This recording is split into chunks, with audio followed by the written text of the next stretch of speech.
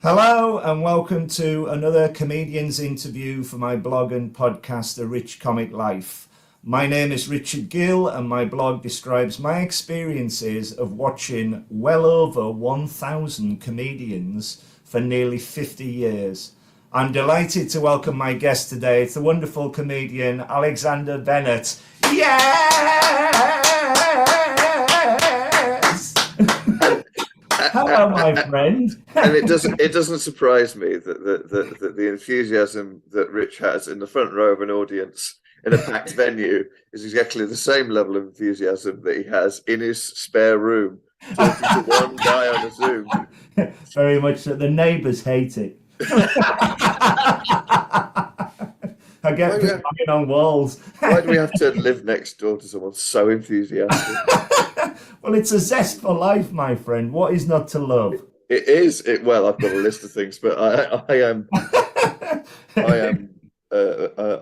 as always pleased to see yours as for life, Rich. Well, it's fantastic, and thank you so much for being my guest today. My pleasure. It's going to be thank you. It's going to be an interview about your comedy career, and I'd like to kick off by going right back and asking you, how did you become a comedian in the first place, please? How I became a comedian in the first place is I wanted to do it. And back in the day, Rich, I'm a slightly unusual prospect as a comedian because I'm still quite a young person. I'm only 30. But I started gigging when I was 15. Wow. It's a long time ago. And how I started it was something that I wanted to do, and I'd done it at some like school talent shows, and kind of like pushed the envelope and went, oh no, he's actually going to go and do stand up, and then went and did stand up to all of my peers when I was about 13, 14. Wow. And it went really well, and I had a drama teacher who was very encouraging, and then they had the sort of parents version of the talent show, and that was my first death. I bet you were fantastic. I went down really well to the 11 to 15 demographic. Yes. And then on the third day, when it was the 16 plus demographic, they went, why is this child just talking to us on his own? We're all very uncomfortable. He's clearly very nervous. When I was at school in Carlisle, the first ever time I stepped on the stage, I played Dopey the Dwarf in Snow White and the Seven Dwarfs, and I had to have gigantic shoes on my knees because I've always been tall. Yeah. My knees went when I was on stage. Oh God! And all the parents went, "Oh no!" I'm fine. Carry on. What a fantastically middle-aged injury to have. Well, I'm approaching my 56th birthday, and they're all lines. But I'd say you should resurrect Dopey for the 56, because if well, exactly, the zest for life. is Dopey one of the dwarves? There is Dopey as one of the dwarves. Because like sometimes they do like school plays that are like botched versions of other things. No, he is. And I remember a friend of mine told me that when he was a kid, like basically like 10, they did the Rocky Horror Picture Show. Wow. But there's a version of Rocky Horror just with anything sexual taken out of it. So it's basically just some people in makeup doing the time warp, and then that's brilliant. And then nothing else happens. So you've got bitten by the bug when you're in your teens. What made you decide to go for it as a profession, I presume? Did you start, what I'm trying to get at is, did you start off by doing 5 minutes in pubs? Were you encouraged by other people in your drive? Yes. Yeah. So what I really wanted to be was Ronnie Barker or Rick Mail, basically, is what I wanted to be. Because that was my, I mean, but pre everything, I wanted to be a cartoonist because I was obsessed with cartoons. Right. Loved The Simpsons. Yeah. Loved SpongeBob and a program called Invader Zim that I really enjoyed. And then when I watched these with my dad and my mother introduced me to kind of Ronnie Barker sitcoms, Porridge, Europe and All Hours, and sort of a lot of the other stuff of that same period, and then sort of latterly the young ones, I realized that the thing that I liked about the cartoons wasn't that they were cartoons, is that the writing was really funny. And I realized, oh, that's the bit that I like.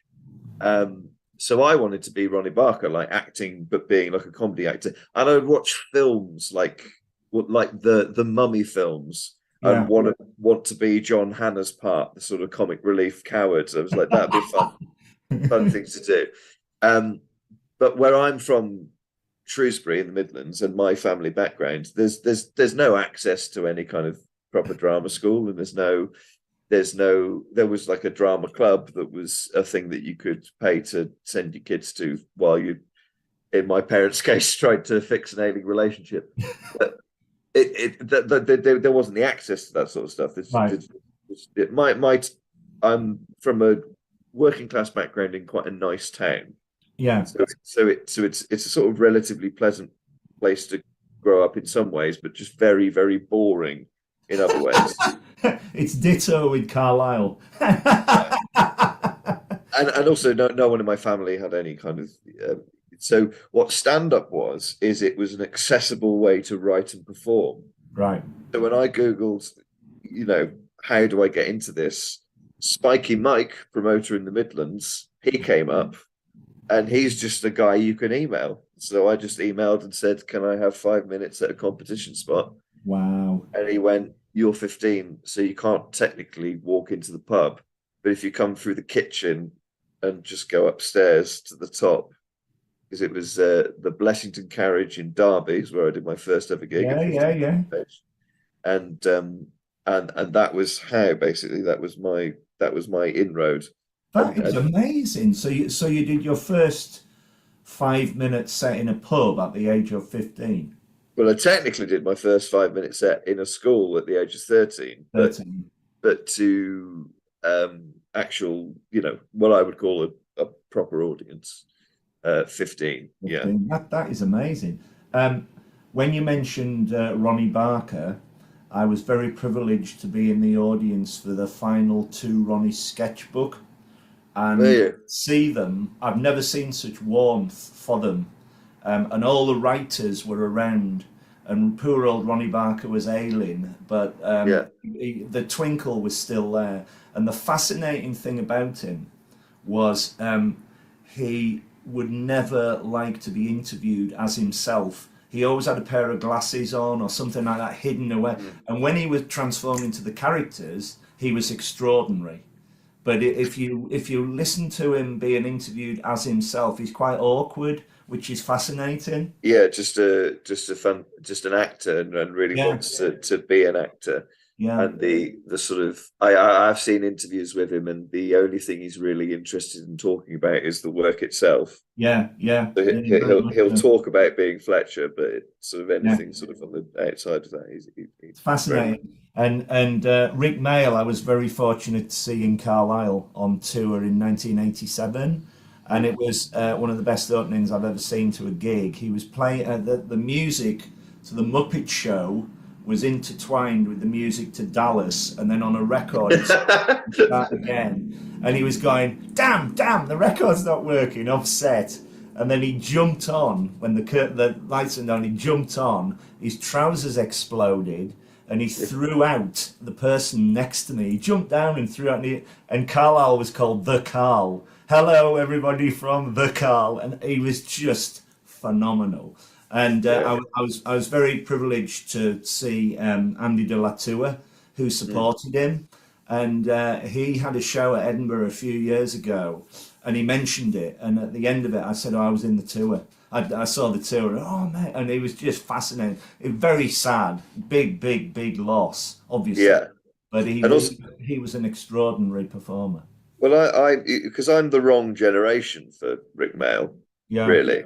But I was just introduced to him at exactly the right time, sort of 12, 13. Yeah. My parents went, here's all of Bottom on TV. And when you're 12 or 13, that is the sense of humour, just completely puerile and violent. It's great. but what elevates it is their performances, because both him and Aid Edmondson are just absolutely brilliant comedic performers. We saw that live as well, bottom live, and you could see them just missing each other, but it was perfectly timed gags and hitting things on the and a lot of Reeves and Mortimer take a lot of the hitting and all the rest of it. It's fascinating, absolutely fascinating. That's something that's due a comeback in comedy, is slapstick. Yeah, very much so. So, you're on stage doing your 5-minute spots. What do you like to talk about on stage? Do you have any particular themes? Do you have anything planned when you go on stage? Do you mean now or the early days? Everything. Well, I mean, when you first start stand up, you're sort of desperate to find anything that works. So you will talk about absolutely anything. Yeah. And you just scrabble around, and that's why your early stuff makes you wince so much when you look back at it later. How I tend to write the stuff now is I tend to think about how I feel, and I try to write from my emotions rather than my sort of thoughts, because there's a lot of people writing about their thoughts. So I try to write from a more emotive place because I think people connect with it a bit more. Yeah. And I think that there's a misnomer in comedy that comedy is a logic thing. And it's not. It's an emotive thing. It obviously logic feeds into it because of how you construct pieces of material and all of these things. But I think there's sort of a popular misinterpretation of comedy that it's to do with it's a logical pursuit, and logic feeds into it, but it's an emotional pursuit.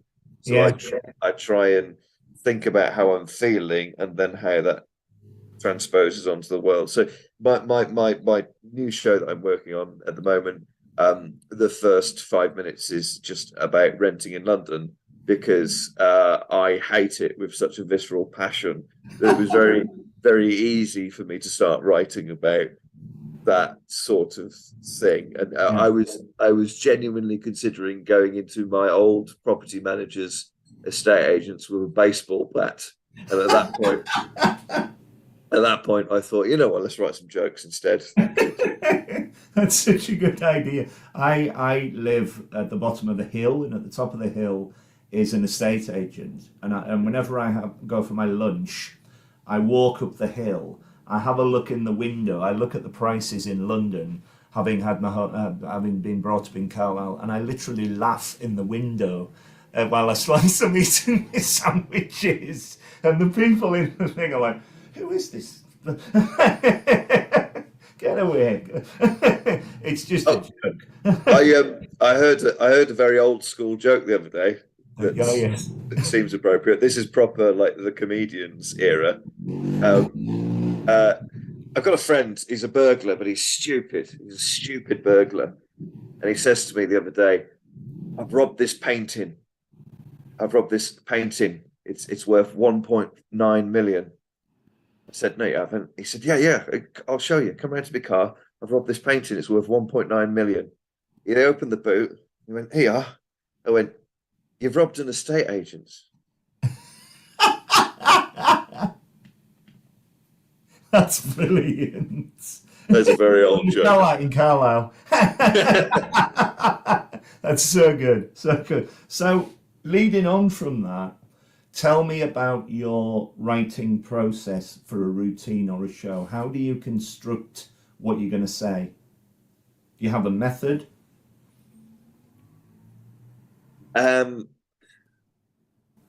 Well, because I write from what I'm feeling. Yeah. If I'm writing, because the kind of comedian I am, I'm one of those comedians who generally writes towards the Edinburgh Festival. So you're looking at you're thinking about the material in terms of an hour-long show. So if I'm writing about how I'm feeling, I need to think about what is the feeling that I'm trying to create within the audience. And it all comes from there, basically.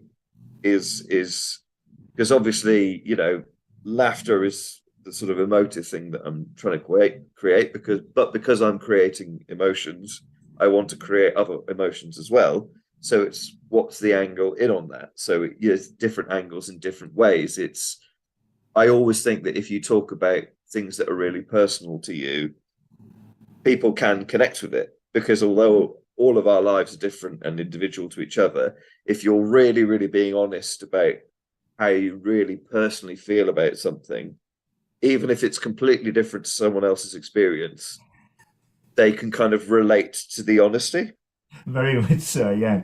And I think that, and there's, you think about observational comedy where it's kind of, I do that, but I try to construct things from that angle. So it's a bit of an odd process for me where, I do make notes on my phone and, new material gigs, but I do sort of tend to decide what I'm going to talk about before I write the jokes. Yeah, yeah.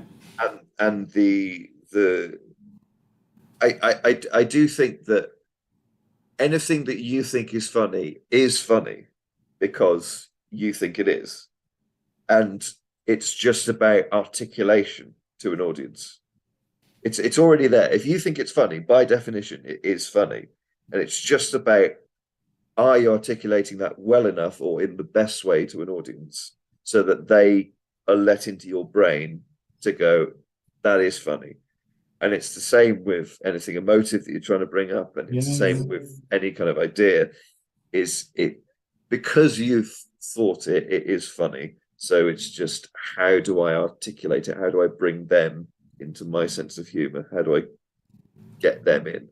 It's fascinating because when I thought about doing this blog, comedy, of course, in general is subjective. So what I might like, you might not like. But I always remember I went to a half-day writing class, and everybody around me wanted to be a reviewer. And when I got there, I said to the lady, I'm not a reviewer, I'm not a diarist, I'm not a reporter, I'm a member of the audience out to have a good time. So everything within my blog is positive, because if nothing else, you are there to support the comedian having a go, if nothing else. If they're brilliant, or the material is good, or the delivery, all the rest of it. Now, everything else that happens to me in the blog, that's all well and good. But it's so true what you're saying, because what I particularly like about you is that you're very endearing on stage, and you're very honest in what you talk about. And I think honesty plays a big thing, because you attack the comedy like that. It gives you the power, I think, to say whatever you want, and because it's relatable, the audience are with you. And I've seen that many times in your work, and by the end of it, the audience are loving it. Well, I think I've got a bit of a a lot of my jokes are quite dark, or quite, or that's what I love. but it's an interesting thing, because I think, because it's very kind of you to say that I come across endearing, and it's a thing that other people have said, but that's at odds with what I talk about and how I talk about it, because I'm a very mixed up human being, and I have dark jokes and all that sort of thing. And I think it's the honesty that gets you there. I think that there was a vogue when I first got into comedy for kind of, really edgy stuff that was kind of abrasive, and that sort of had its place in a particular time, I think. But I think that you get away with darker material because it's an honest reflection of your sense of humor. That's what I was trying to say. And that's how you bring people in. If I was deliberately trying to be dark, it wouldn't work. No. But because that's just how my brain works, it does work. Yeah. I've seen you many times, live and online. I've seen you at Always Be Comedy. I've seen you live at Limehouse. I've seen you at the Leicester Comedy Festival recently, and I've also seen you at the Fringe. where you've made me laugh out loud consistently, which is just wonderful to see. What do you think? I know this is a bit of a ropey question, but what do you think makes a good comedian? Um,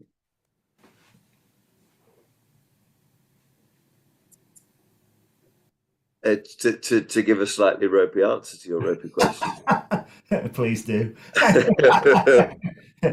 um, I think it's just how handsome they are, and if you're if you're a stunner, Well, there you are. yeah, all the best comedians are really fit. No, individuality. Yeah. That's it. That's the thing.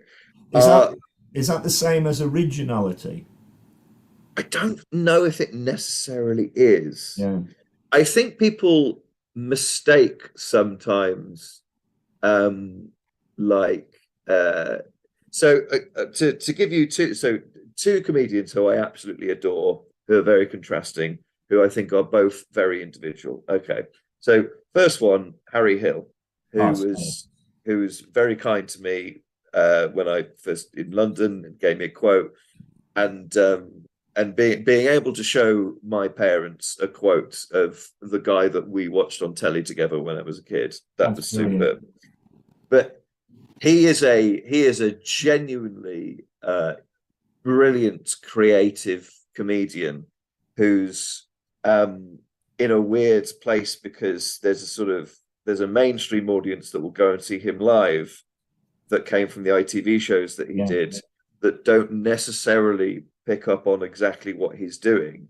And then there's sort of intelligentsia audience that maybe wouldn't go and see Harry Hill because they're like, oh, that's that mainstream ITV guy. And you go, no, it's proper like Dali level absurdism, beautiful mechanisms to the jokes, always invented. That I saw him years ago to speak to, and he sort of said, "What are you up to?" And we were having a chat, and he said, "Yeah, I've just got the copyright on these things. They're made of balsa wood, and they throw little custard pies. So you hold them in your hands, and it's an elastic band, and you click it, and they throw a custard pie."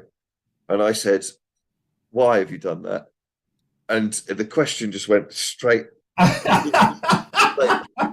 the why is because he's creatively brilliant. That's the why, and that's it. So, but Harry Hill is an example of a comedian that you could look at how he's playing with the form of comedy. You could look at all of the other aspects of visual arts and music that he's bringing into his thing, and you could say it's that stuff that makes him individualistic. I don't think it is. That's part of his expression of his individualism. The best stand-up show I saw last year was Mark Maron, the American comedian, yes, at the Bloomsbury Theatre. And it was 2 hours, and it was superb. And he talked about all sorts of things. He's very self-reflective. He uses sort of the language of therapy in his own work. But it's a guy on stage telling you about his thoughts. Yeah. He's not messing with the form particularly.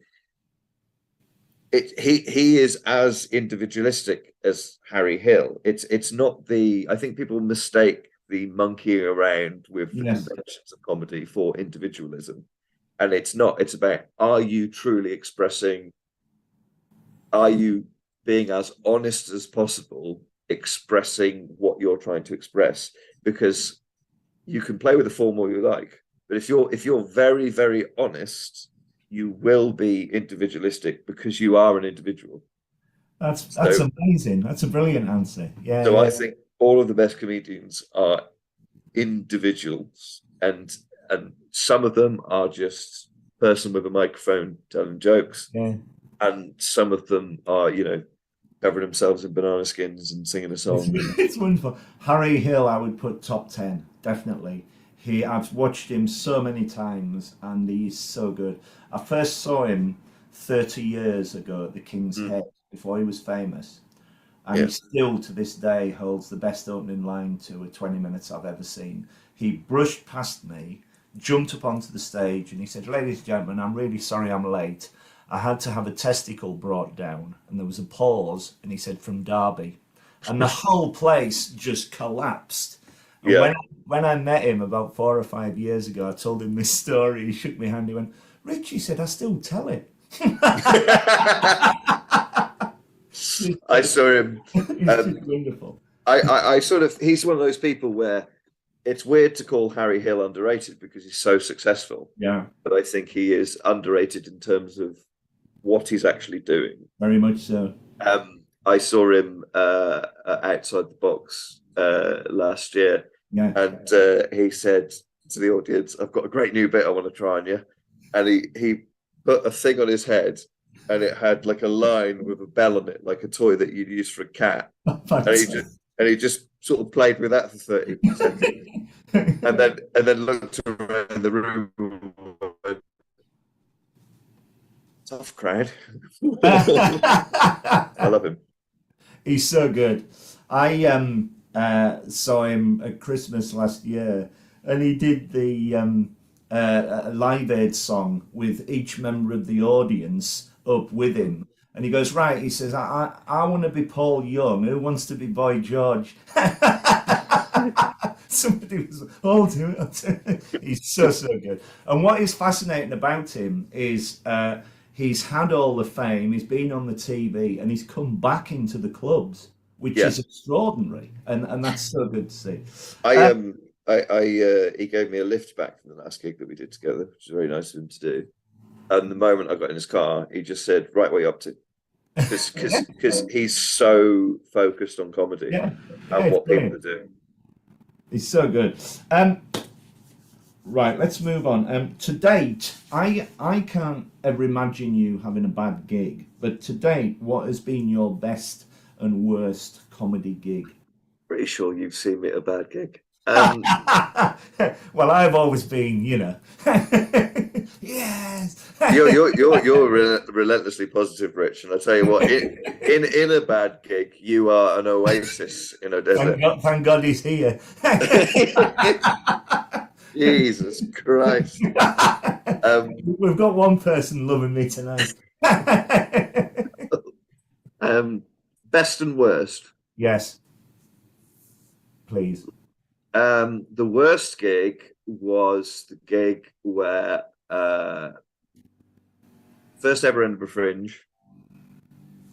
Is this the worst gig? Yes, this is the worst gig. Worst gig is I was doing a two-hander show on the Free Fringe with an old friend of mine, Rob Callahan. Right. Both new comedians, just wanted to try and do Edinburgh for the full run, see what it was like. And we had I had a story about this in one of my previous shows, but there was a guy in the audience who was basically Rob was sort of comparing the show, and he wanted to talk to this guy, and we were filming the show from the back of the room, and Rob was talking to this guy, and this guy's friend was saying, "Don't talk to him, don't talk to him." And Rob hadn't developed the skill to sort of sense the genuine danger in the room. And he was going, come on, Uncle Fester," because the guy was shaking head, tell us what you've been up to. And the guy just went, "Well, I've just been out of prison." And when he says this, he starts tapping sort of where his knee is. Yeah. Deliberately to draw Rob's attention to it. And because there's so few people in the room, everyone's attention is drawn to it. And he's not actually tapping his leg, he's tapping a big hunting knife that he's got in his shorts. And he's sort of showing Rob the hilt of the knife sticking out of his pocket. And he's basically just gone, "Keep talking to me, I'm going to get this knife out and I'm going to use it." And at that point, Rob said, "Please welcome to the stage, Alexander Bennett," right? So I went on. I would kind of diffuse the situation just because I was a different person, and that's what the situation needed. Yeah.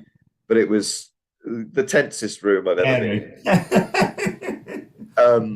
And everyone left to silence. We didn't even hold a bucket out like you normally do in the Free Fringe show. Wow. Me and Rob basically just hid in the venue until we were certain that he'd left. And I told you we were filming it. I checked the footage the next day, and I watched all this happen. And I went, I wish I still had this footage, but I don't. And I was watching it all happen, going, "Oh Christ, that is the worst ever. That is." And on the video, I'm looking at everyone file out this room. So I'm looking at now what is supposedly an empty room. And then at the bottom of the frame of this video, the guy with the knife, his mate, like peers up from the bottom of the frame. He's deliberately crawled underneath the camera to peer up into the frame. And he looks down the lens and he says, "Well, lads, how do you think that went?" Left the venue. Wow. That is bizarre. He heckled us on video, so we got it the next day. That's so good. Well, it's so bad, but it's good. And what was your best one? The best one?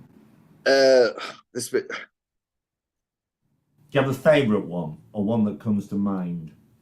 I think my favourite one is I used to do it's still an ongoing thing. We need more support to make it work. But I used to do a game show set in hell called Hell to Play. Wow. Where I played the devil, and all of the games revolved around characters that you might find living in hell. So to give you an example, Rich, you may well know that as a younger man, Hitler was an aspiring artist. So we had watercolor challenge judged by Hitler himself.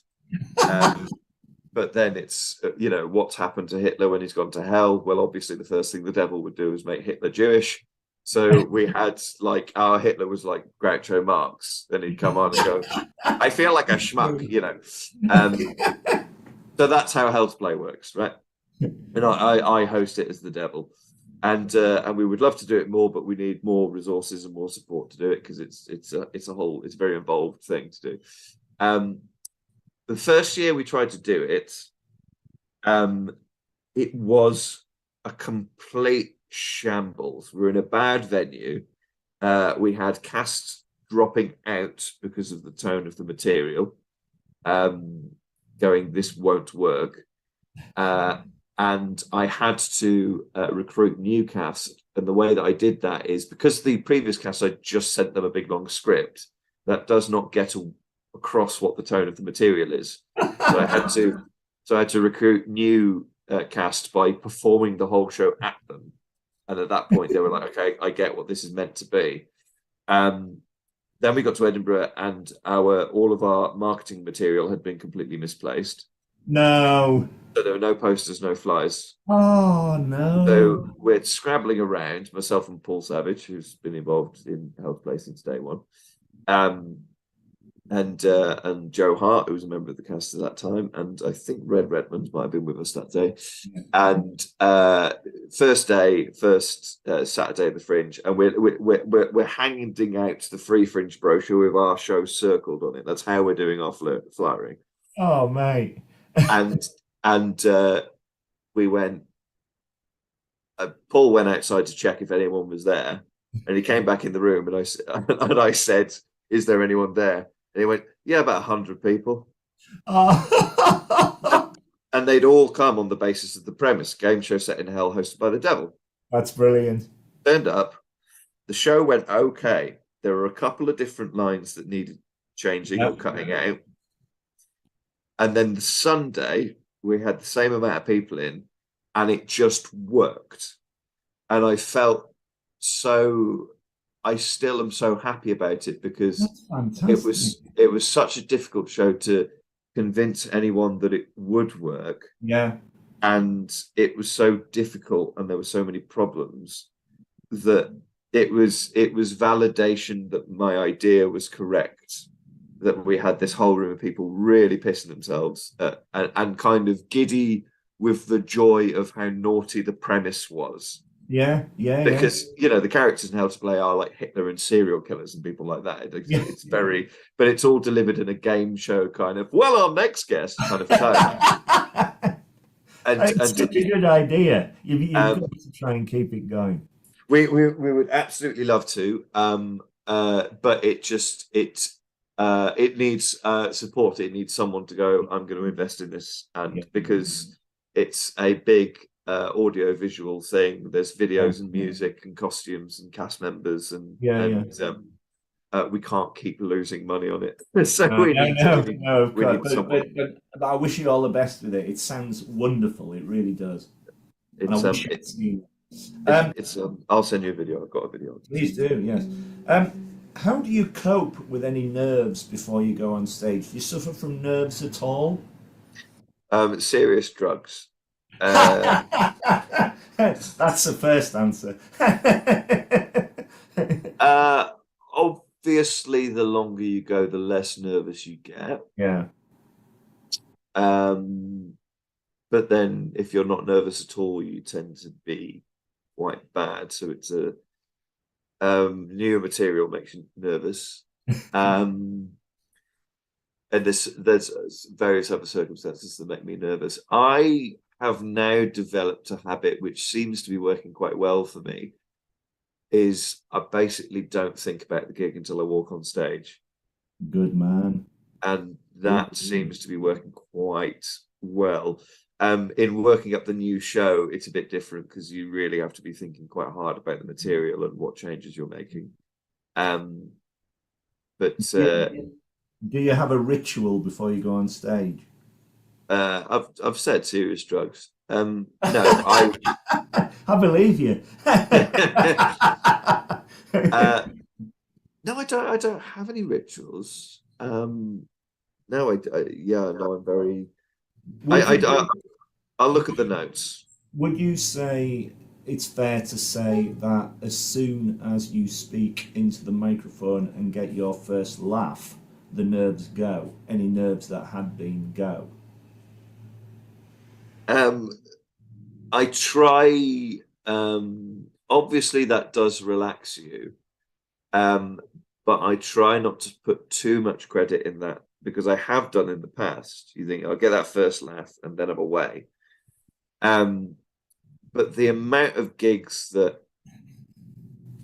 you can lose because you don't necessarily get that first laugh that you wanted, and then you lose your confidence and the audience sees that happen.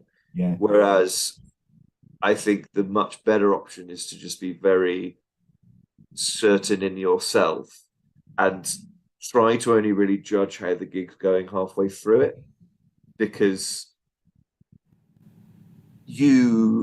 part of what you're doing as a performer is you're bringing people to you. You're convincing them. You're bringing them round. And there's quite a lot of gigs where it can be.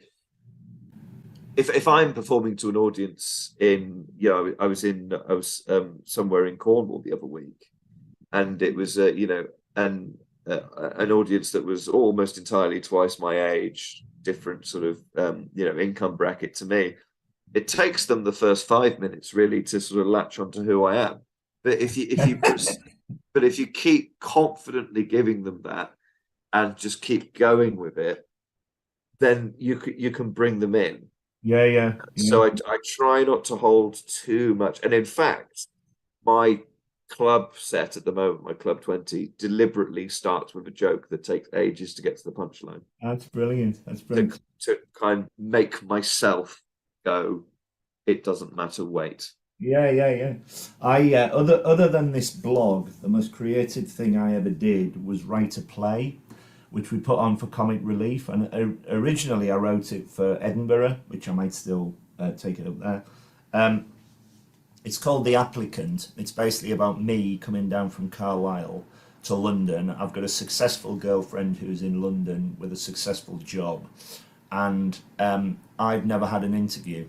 So it was me, my mate, who is very good at accents, taking the part of all the interviewers, and I would go on stage, look terrified at the audience. It was my first. I was sitting in the waiting room, and I would deliver a monologue to set the story up, and then the interviewer would come on.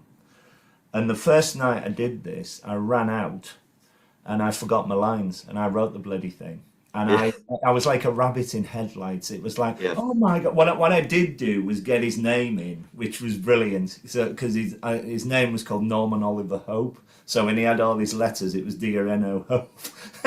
There we go. Which is That's comedy. But the second and third nights we did it, I was word perfect. And even the first night, as soon as the other person came on, I bantered off him. We got it back on track. But presumably acting is more difficult than comedy because it's with comedy. I don't know, because with comedy you've got the audience and you can use them to steer yourself back to where you want to go. With acting, you've got to stick to the words. Yes, but also that I think there's probably something in, because there's that old thing about, you know, comedians looking at actors, and you're like, if you're doing Hamlet, how do you know it's going well? Because that, you know, exactly. But I think there's a lesson from that, which is actors know it's going well because they're in it. They're in it, and they can feel the character, and they can feel the emotion of the character, and they can feel the rhythm of the performance and what's happening.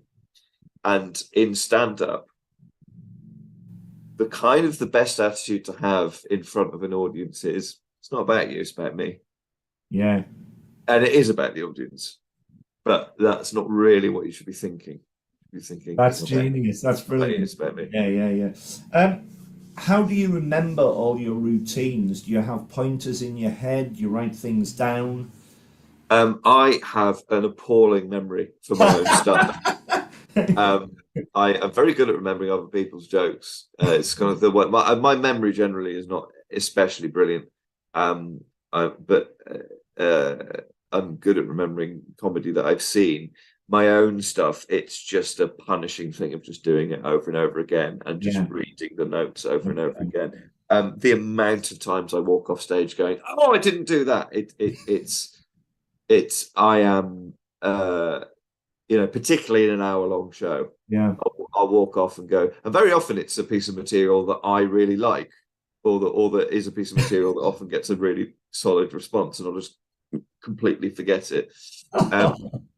So I'd quite like sort of like idiot boards that they get, you know, on if you're you know on Late Night with Conan O'Brien, and there's a guy holding up things, and I'd quite like one of those because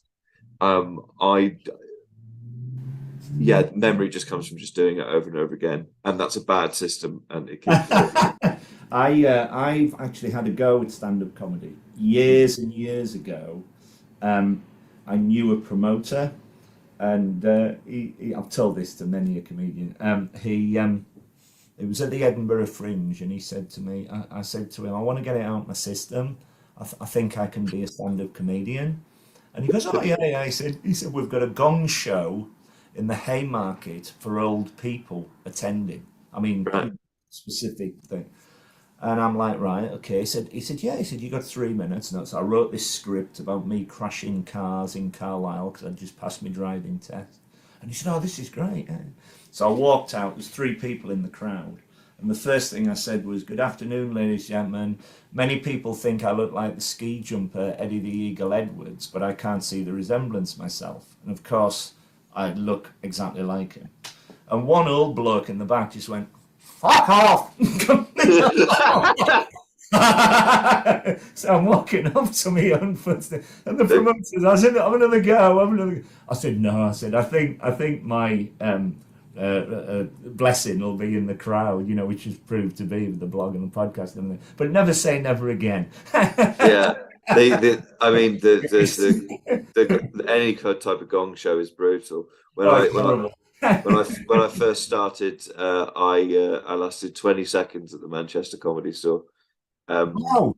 I walked on stage. I walked on stage. I was immediately heckled.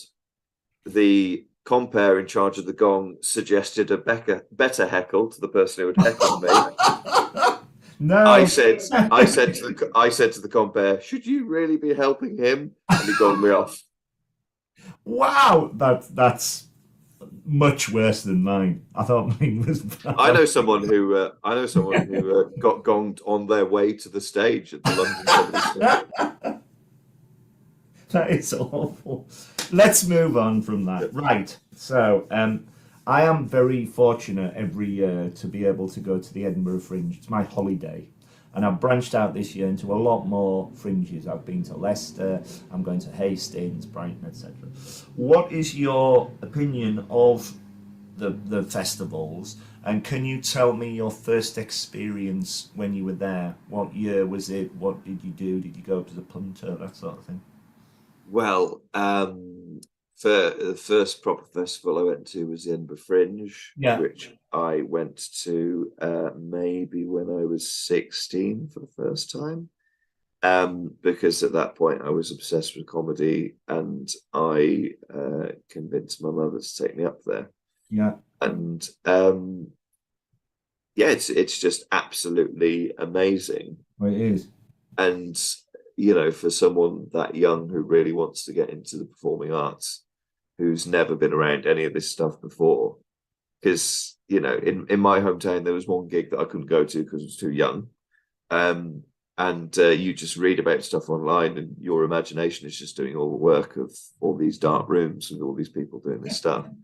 And then you go to Edinburgh and you sort of turn up, and when I first turned up in Edinburgh the first year I went to the Fringe, I kind of like, oh, where is it? Because you can't see it from the train. And then you go to different venues and you go into places and you're just seeing absolutely amazing people. It is incredible. So yeah, Edinburgh was definitely my first festival. I'm trying to think who I saw at the very first Fringe I went to. I feel like Robin Ince definitely would have. Yeah. What year was this? That's quite hard to pin down. It might have been 2009, 2009. maybe. Could be wrong about that. Mine was 2005. First year I went, and we saw Robin Ince. Yeah. We did a run of a good 3 or 4 years. Amazing comic. Yeah, very, very generous comedian as well. That's first. I mean, I particularly like performing at festivals because I feel like the best expression of what I'm trying to do in comedy is through hour-long shows where you get to properly communicate lots of different ideas, lots of different feelings. And you can also do weird stuff like house play, and that's very much sort of what I want to be doing. So I feel like my comedy is at home best in festivals. And I've had lots of good experiences at all of the ones that I've done. Edinburgh, of course, is phenomenally expensive, and there's lots of problems to be solved. And a lot of people have written a lot about how those problems might be resolved. I don't know.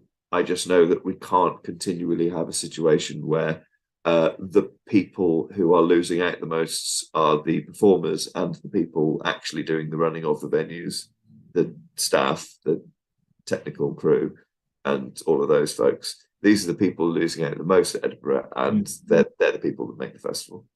So very much so, 100%. I mean, when you say about with me, when I get off the train, there's like an atmosphere as you're walking out of the station, and it just hits you, and it's like, this is extraordinary, and then you're just in this amazing atmosphere for however long you're there for. It is just extraordinary, and I produce a spreadsheet every year, very detailed one, and all my friends come up from all over the country, different times of the week, and join me just for the odd show or whatever, or a longer period of time. Yeah, extraordinary experience. I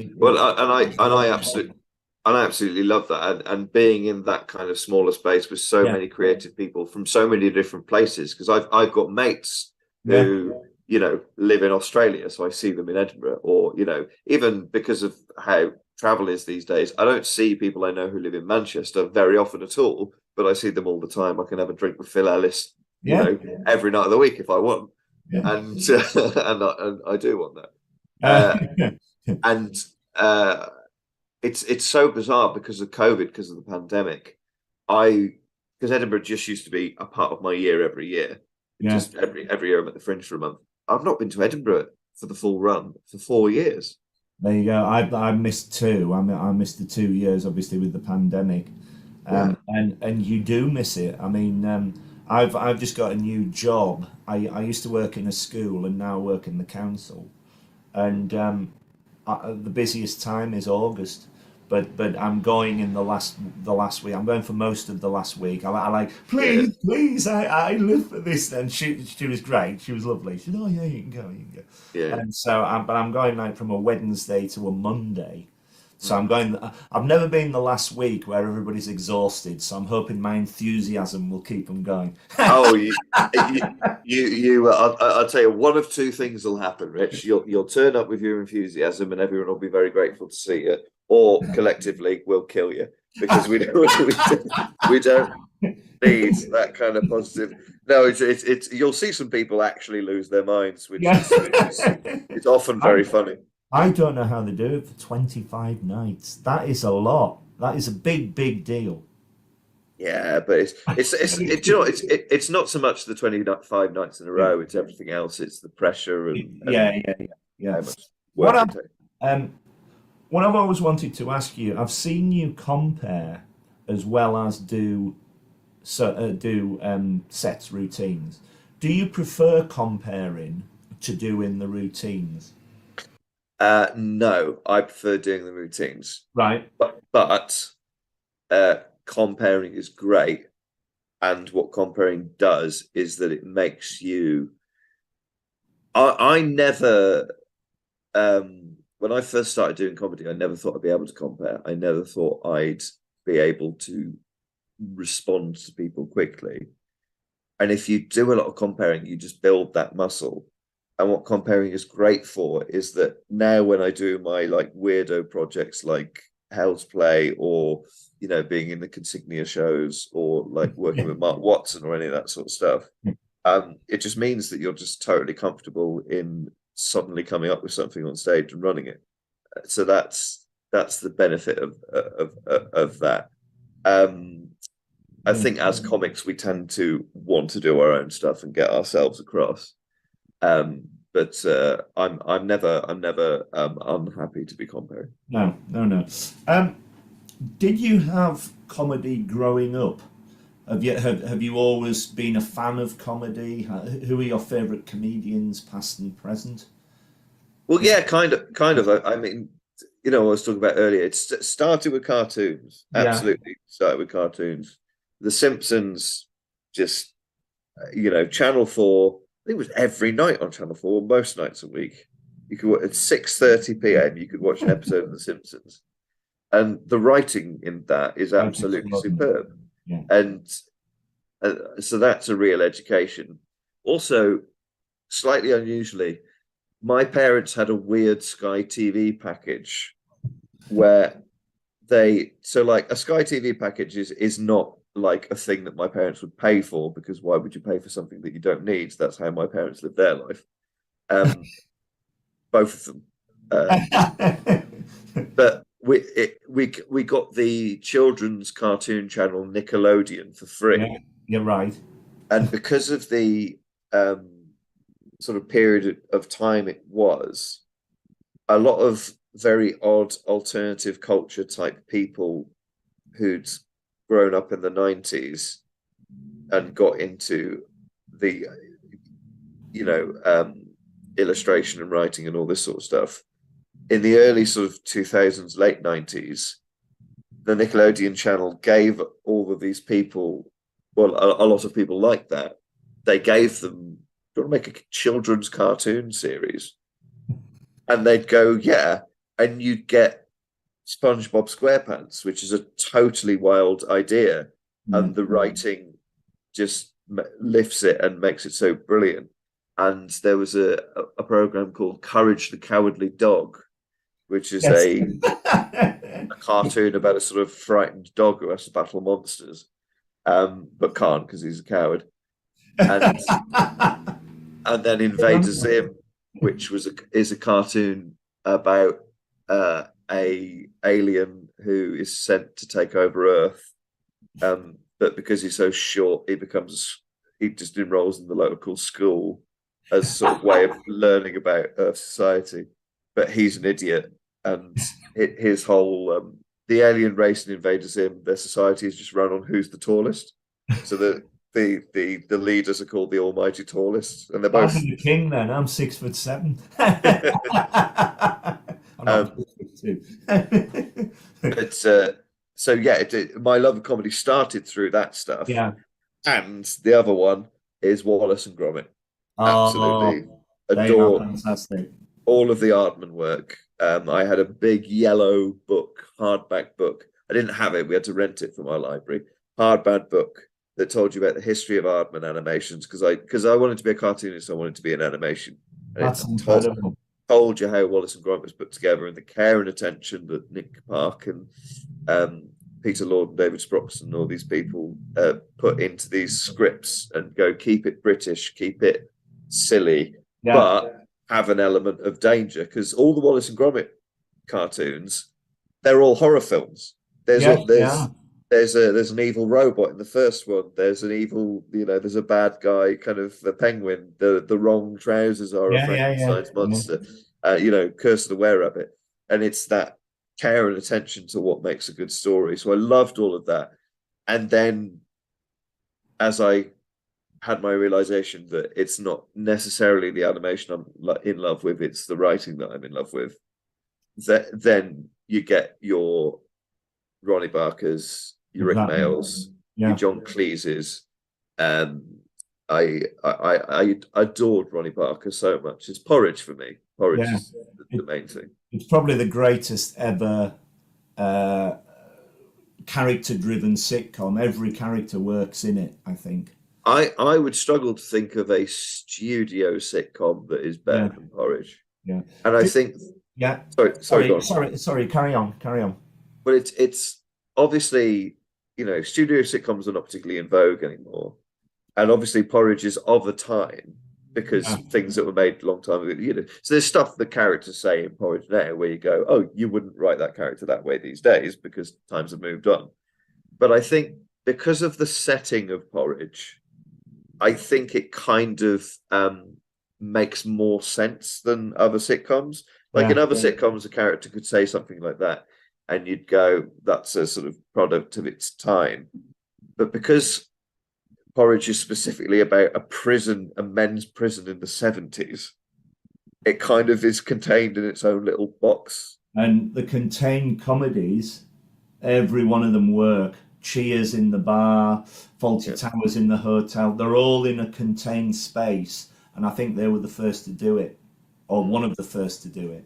And that's, the writing was just superb. Just give me 1 second, because I've got a story for you.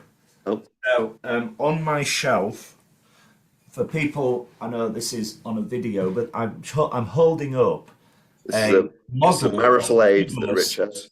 This is Douglas, the Butterman, right? Now, the reason I've got that is my brother makes adverts, and he made the Douglas adverts, the Lurpak adverts with Aardman. Aardman did all the animation. Yeah. And the story was, I was in an amateur dramatic play, and it was Peter Shaffer's Black Comedy, and I had to wear top hat and tails. And there is one of these adverts where he's playing a trombone in a top hat and tails. And I said to my brother once, I said, is that based on me? And he's oh, that is fantastic. So I'm like, this is extraordinary, that is. He'd never admit it, but I don't know. That is brilliant. Yeah. Anyway, but yes, I'm so with you with Wallace and Gromit. My first ever gig in the 70s was Les Dawson on right. You saw Les. Just extraordinary, and then a year later we saw Tommy Cooper. And I got the bug, and I've got a spreadsheet. I said at the top, I've got over 1,000, seen over 1,000. It's something like 1,300 now, and I list every single act and every venue that I've ever done. And it's like an archive. It's extraordinary. Just following on from the question, like me, before you were a comedian, or even now, do you go to a lot of comedy as a member of the audience?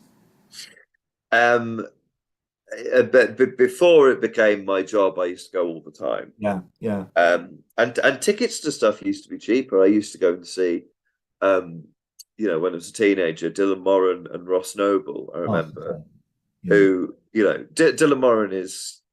I got into comedy through all of those things I've just mentioned, but the stand-ups I started with were Billy Connolly, Dylan Moran, Eddie Izzard, and Jack D. Those oh, four. amazing, just amazing. And but so Dylan Moran and Ross Noble were huge at the time I was going to see Yeah, them, but it was like 12 quid yeah, to go to. I could buy a ticket to Wolverhampton and go and see them at the big theatre there for 12 quid. And the whole thing would cost me maybe like 16 quid, which as a like 17-year-old you could do. that's incredible. So yeah, I'd be able to do that. And then coming to London when I was 18, I started going to see the Alternative Comedy Memorial Society, and then just went every month Yeah, because it was it's so good. And yeah, saw lots of people who I'm now very good friends with, and all sorts of stuff. Um, uh, I don't tend to go as when I go and see comedy as a punter now, it tends to be because there's an American act over who I'm not going to be gigging with. Right. Okay. That's when I'll go. So Mark Maron, I bought that ticket and I went deliberately because Yeah. I work at the British circuit, so I'm not going to be on a bill with him. Also, he's a theatre act, Yeah. I, Yeah. I would have gone to see John Mulaney if he wasn't charging 200 quid a ticket. That's incredible. It's not on at all. It's just bonkers. If you're on a bill of acts in an evening, would you stay to watch them all?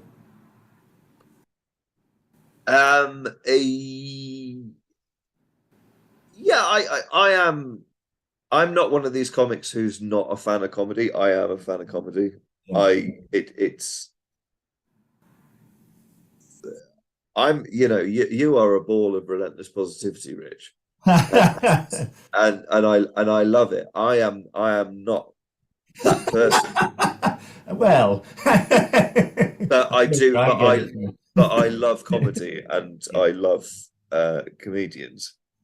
So yeah, I tend to only go home if it's people I've gigged with like loads recently, and I know their set like the back of my hand. Or if it's a new material night, I tend to go. I've done my stuff, and then I'll leave. But if it's depending on what kind of new material night it is, but yeah, I'm up for the gig if I'm. Yeah, very much so. I'm gigging with Paul Chowdhury tonight. I've not seen him for a very long time, so Wow, that'd be brilliant. I'll be watching Chowdhury. That'd be so good. I've so much enjoyed talking to you. It's been wonderful. Just before we go, have you got anything else you'd like to say? Where people can find you on social media? Have you got a podcast? Anything like that? So I'm Alexi Bennett on Twitter, and I'm Alexander Bennett on Instagram, and that's Alexander as in something is Alexander like rather than Alexander E Bennett, because I'm stupid, and that's what I've done. I have a podcast called Born Yesterday, where myself He's very good. Comedian Andy Barr pretend to be clones who know barely anything, and then guest comedians have to explain things to us on the basis that we only understand like 3 things. So and we've had Phil Wang on recently. We've got Harriet Kemsley coming up. Jordan Gray's done it. Pierre Novelli, Lily Phillips, and Eleanor Morton was the first episode. That's a really funny episode. We're very pleased with how it's going. And I would plug my Edinburgh show, but by the time this has gone out, that'll be long. You're going to have a very successful Edinburgh show, I'll tell you. And I tell you, I'm going to come along and see it because please, please, please keep doing what you do. You're a wonderful comic. You really are. You're a great comedian. Well, that's very kind of you, Rich. And you've already seen a work in progress of that Yeah, show. yeah. So and I know you've got a lot of schedules to fit in. So I'm not going to hold you to coming to see me. But if you do come and see me, I will be very, very pleased because the preview that you saw was, let's call it, ropey. Well, it was brilliant. I'm going to do that now. I'm going to make it a point to come and see the final. Well, you put me on the spot now. Right. Thank you so much. It's been a joy talking to you, and I wish you all the very best. Thank you, Rich. Thank you, and take care. All the best to you. See you later, mate. I'll see you Thank soon. you. Thank you.